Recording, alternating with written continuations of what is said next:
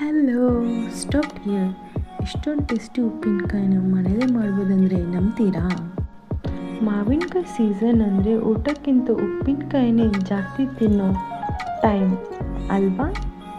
ಮೊದಲು ತಾಜಾ ಮಾವಿನಕಾಯಿಯನ್ನು ಚೆನ್ನಾಗಿ ತೊಳೆದು ಸಂಪೂರ್ಣವಾಗಿ ಒಣಗಿಸಿಕೊಳ್ಳಿ. ನಂತರ ಚಿಕ್ಕ ಚಿಕ್ಕ ತುಂಡುಗಳನ್ನಾಗಿ ಕಟ್ ಮಾಡಿಕೊಳ್ಳಿ. ಈಗ ಮಾವಿನಕಾಯಿ ಪೀಸ್ಗೆ ಉಪ್ಪನ್ನು ಸೇರಿಸಿ 2 ಸೆಕೆಂಡ್ ಬಿಡಿ. ಸ್ವಲ್ಪ ಹೊತ್ತು ಬಿಟ್ಟ ನಂತರ ಪಿಕಲ್ಸ್ಗೆ ಬೇಸ್ ಟೇಸ್ಟ್ ಬರುತ್ತದೆ. ಈಗ ಮೇನ್ ಹೀರೋ ಎಂಟ್ರಿ. ಅರಿಶಿನ ಪುಡಿ, ಖಾರದ ಪುಡಿ, ಮೆಂತ್ಯ ಮತ್ತು ಸಾಸಿವೆ ಪೌಡರ್ ಮಿಕ್ಸ್ ಮಾಡಿ ಹಾಕಿ. ಸ್ವಲ್ಪ ಬೆಲ್ಲ ಹಾಕಿ ಸ್ವೀಟ್ ಟ್ವಿಸ್ಟ್ ಕೊಡೋಣ. ಮತ್ತು ಬೆಳ್ಳುಳ್ಳಿ ಹಾಕಿದರೆ ಫ್ಲೇವರ್ ನೆಕ್ಸ್ಟ್ ಲೆವೆಲ್ ಇರುತ್ತೆ.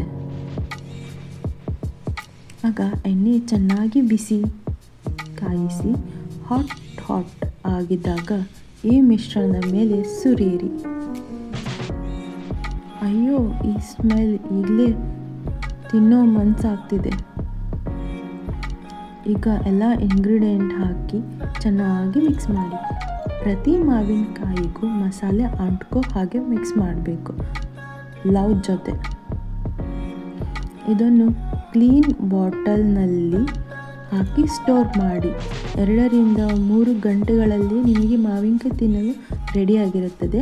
ಆದರೆ ಮಾವಿನಕಾಯಿ ಪಿಕಲ್ ಸ್ಟೋರ್ ಮಾಡೋ ಬಾಕ್ಸಿಗೆ ಫಸ್ಟ್ ಸಾಲ್ಟನ್ನು ಹಾಕಿ ರೆಡಿ ಮಾಡಿ, ಆಮೇಲೆ ಪಿಕಲ್ಸ್ನ ಹಾಕಿ. 2 ದಿನಗಳು ಕಳೆದ ನಂತರ ಮಾವಿನಕಾಯಿಗೆ ಟೇಸ್ಟ್ ನೆಕ್ಸ್ಟ್ ಲೆವೆಲ್ ಆಗಿರುತ್ತದೆ. ಅದಕ್ಕೆ ವೇಟ್ ಮಾಡಬೇಕು. Thank you for watching. Like, share and comment.